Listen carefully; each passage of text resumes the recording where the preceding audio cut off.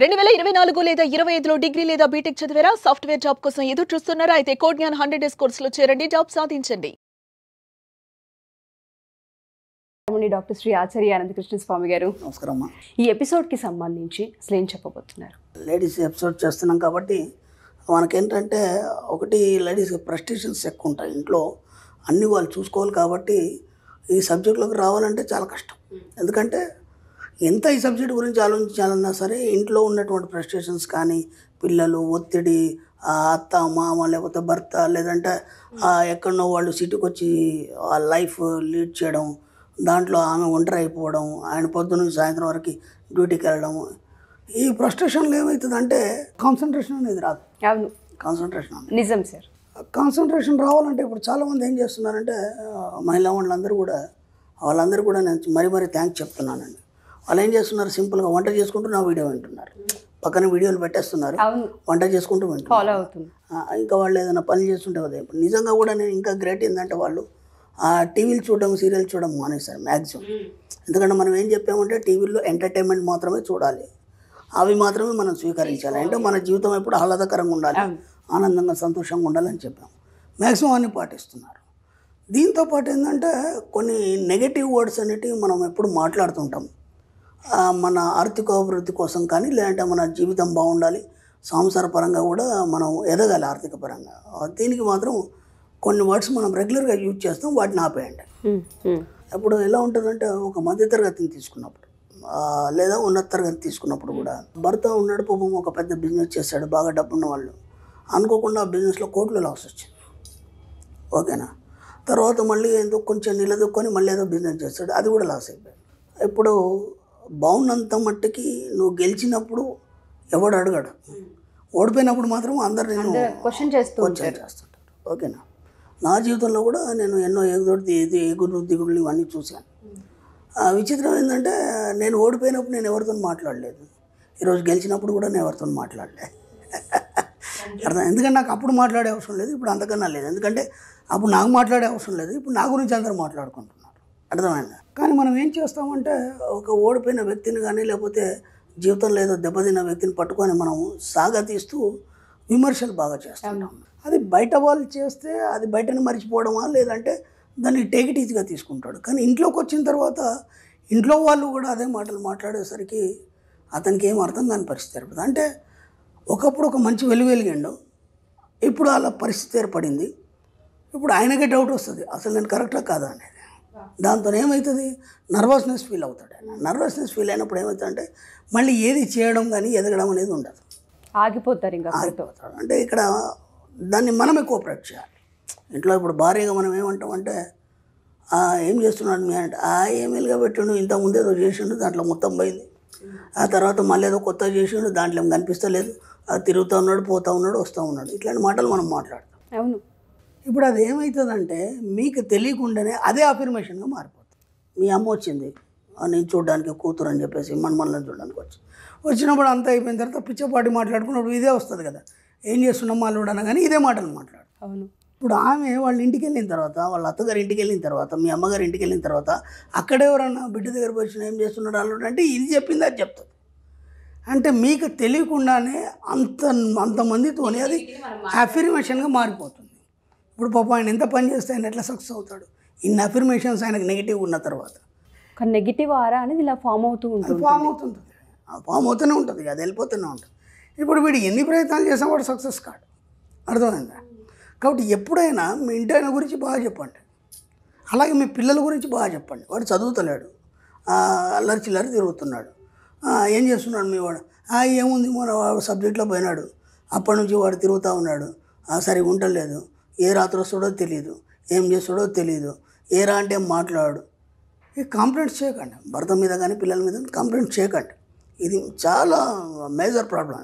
ఆ కంప్లైంట్ అఫర్మేషన్గా మరి వాడు ఏం చేయకుండా అయిపోతాడు.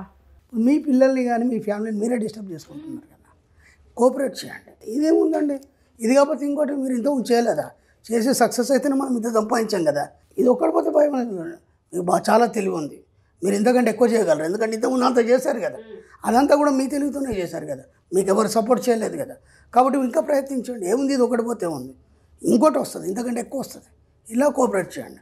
ఎవరైనా వచ్చి అడిగారు మీ బంధువులు కానీ చుట్టుపక్కల వాళ్ళు కానీ ఎవరైనా వచ్చి ఏం చేస్తున్నారు మీ ఆయన, అదేదో కొత్త బిజినెస్ పెట్టాడండి, ఆ బిజీలో ఉన్నాడు, ఎట్లా చేస్తున్నాడు, బాగా సంపాదిస్తున్నాడు, ఇంత లాస్ అయింది కదా, అదంతా కవర్ అయిపోయింది. చెప్పండి మీరు, అదే అఫర్మేషన్గా మారుతుంది. మారేమవుతుంది, ఖచ్చితంగా అవన్నీ కవర్ అయిపోతాయి. కొత్త బిజినెస్లో అయినా ఎక్కువ ఎదుగుతాడు. ఫస్ట్ మనకి కూడా కాన్ఫిడెన్స్ పెరుగుతుంది. ఇప్పుడు మన మధ్య తరగతికి వచ్చేసరికంటే ఇంకా ఘోరంగా మాట్లాడతారు వాళ్ళు. అర్థమైందా, ఏం చేతనైంది, ఇంతకుముందు మస్తు ఎలగబెట్టి ఇప్పుడు ఎలగబెడతాడు. ఇక ఇట్లాంటి మాటలు వద్దాం. ఇప్పటిదాకా మనకు సమాజాన్ని బట్టి చుట్టుపక్కల పరిసరాలను బట్టి మనం ఇవన్నీ మాట్లాడినాం, ఇవన్నీ విన్నాం. ఇప్పుడు మనం సబ్జెక్టులకు ఎంటర్ అయినాం కదా. ఇప్పుడు మహిళా ఎపిసోడ్లు చేస్తున్నాం మనం. ఇప్పటివరకు మీ యాటిట్యూడ్ని ఎన్నో మార్చుకోవాలని చెప్పాను. ఇప్పుడు ఇక్కడికి వచ్చేసరికి ఏంటంటే మీ యొక్క మాట తీరు అనేది మార్చుకోవడం అనేది మొదలుపెట్టండి. అందుకే ఒక మాట అనే ముందు 10 సార్లు ఆలోచించి వీలైనంత తక్కువ మాట్లాడండి. పెద్ద వాక్యాన్ని చిన్నగా చేసుకొని 2 మాటలు మాట్లాడే ప్రయత్నం చేయండి. కాబట్టి మీరు ఏదైతే మాట్లాడుతున్నారో అది అఫర్మేషన్గా మారుతుంది. మీ ఇంటి వాళ్ళకి కావచ్చు, బయట వాళ్ళకి కావచ్చు, ఏదైనా కావచ్చు. పక్క వాళ్ళ పిల్లలతో మీ పిల్లల్ని అసలు కంపేర్ చేయొద్దు, అసలు చేయొద్దు. ఎందుకంటే ఇప్పుడు పిల్లాడు ఉన్నాడు, బాగా చదువుతాడు, ఓకే, బాగా చదువు అన్నింటిలో ఫస్ట్ వస్తాడు. చివరికి వస్తే వాడు ఏం సాధిస్తాడు, గవర్నమెంట్ జాబర్ అవుతాడు. వాడు అంతకంటే ఏం కాదు కదా. అన్నింటిలో ఫస్ట్ వచ్చిన తర్వాత పాస్ అవుతాడు, ఏదో గవర్నమెంట్ జాబ్ వస్తుంది. నెలకు 50,000 1,00,000 రూపాయలు సంపాదిస్తాడు. వీడు చిన్నప్పటి నుంచి సరిగ్గా చదవాడు, ఏమీ చేయడు, ఉన్న పలంగా వాడేదో వ్యాపారం చేసి దాంట్లో కోట్లు సంపాదిస్తాడు. ఇప్పుడు ఆ పిల్లాడు గ్రేటా, నీ కొడుకు గ్రేటా? వాడు గత జన్మలో ఏదైతే డిజైన్ చేసుకొని వచ్చిండో దాని ప్రకారం వాడు తయారవుతాడు తప్ప మీరు ఎప్పుడు ఇతరులతో కంపేర్ చేయకండి. అలాగే మీ భర్తను కానీ లేకపోతే మీ ఇంట్లో ఫ్యామిలీ మెంబర్స్ని ఎవరైనా సరే, మా చెల్లి ఆయన భర్త ఉన్నాడు, ఆయన ఎంతగానం చేస్తాడు, అట్లా చేస్తాడు, అన్ని నగలు చెప్పించాడు, ఎప్పుడు వాళ్ళతో పోల్చకండి. అప్పుడు ఏమవుతుంది, ఇంతేరా నా జీవితం, ఇంతకంటే నేనేం చేయలేను.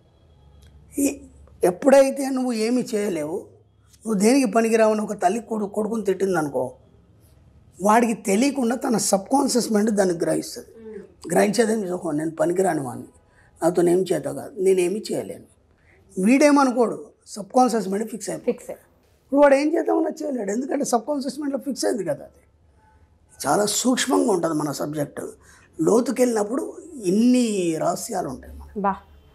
కాబట్టి ప్రతి వర్డ్ మాట్లాడేటప్పుడు కానీ, ఎప్పుడు ఎవరిని కించపరచడం కానీ, ఎవరిని విమర్శించడం కానీ, వాడేం చేయకపోని మీ వాడు ఎలా ఉన్నాడు, బ్రహ్మాండంగా ఉన్నాడు, బ్రహ్మాండంగా చదువుతున్నాడు, ఈసారి ఫస్ట్ క్లాస్ వస్తాడని చెప్పండి. వాడు పాస్ అయితే చాలు. ఫస్ట్ క్లాస్ ర్యాంక్ వచ్చినవాడు, ఇంటర్లో ఫస్ట్ క్లాస్ ర్యాంక్ వచ్చినవాడు, డిగ్రీలో పోయిన వాళ్ళు ఎంతమంది ఉన్నారు, 10th ఫస్ట్ స్టేట్ ర్యాంక్ వచ్చిన వాళ్ళు, ఇంటర్లో పోయిన వాళ్ళు ఎంత ఉన్నారు, చూసాం మనం అలాంటివి. అవన్నీ కూడా మనకి బేరీజ్ వేసుకుంటే మన పిల్లలు చాలా బెటర్. వాడు బాగా చదువుకుంటాడు, చేస్తాడు, నేను కాదన్నాను. ఇంట్లో ఒక పని చేయడు. అదే మీ అబ్బాయి అన్ని పనులు చేస్తాడు, బయటకెళ్ళి అన్నీ చేస్తాడు, మీకు ప్రతి దగ్గర కోఆపరేట్ చేస్తాడు.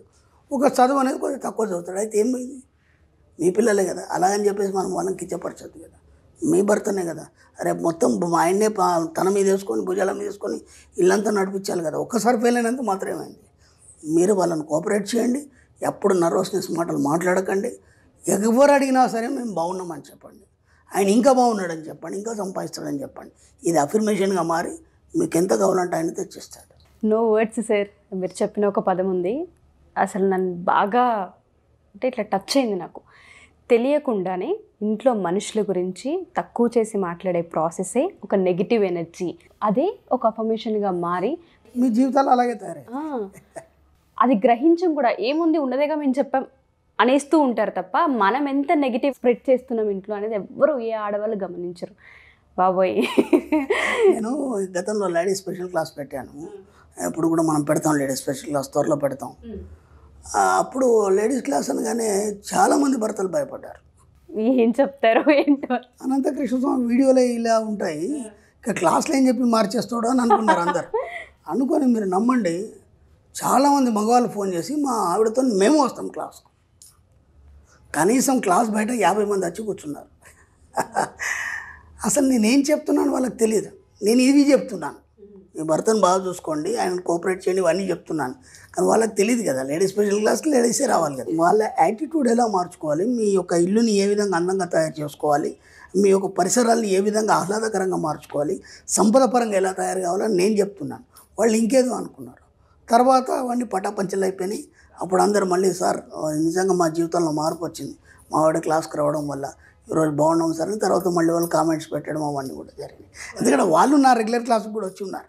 భర్తలందరికీ ఇది పెద్ద ఊరట సార్ అలా అనుకున్నారు. అంటే మనకు తెలియదమ్మా ఇవన్నీ కూడా ఏంటంటే సూక్ష్మాలు, కానీ ఇవి ఎంత పని చేస్తాయి అనేది మన సబ్జెక్ట్లో ఇంత లోతుగా పరిశీలించినప్పుడు అవన్నీ అలాగే పనిచేస్తాయి. అందుకే వినడానికి భయం అవుతుంది మనకి. అసలు ఇలా ఉంటుందా అనిపిస్తుంది సబ్జెక్ట్, అలాగే ఉంటుంది. Thank you sir, thank you so much. Thank you. Suman టీవీలో మీ పర్సనల్ అండ్ బిజినెస్ ప్రమోషన్స్ కోసం కింది నెంబర్కి కాంటాక్ట్ చేయండి.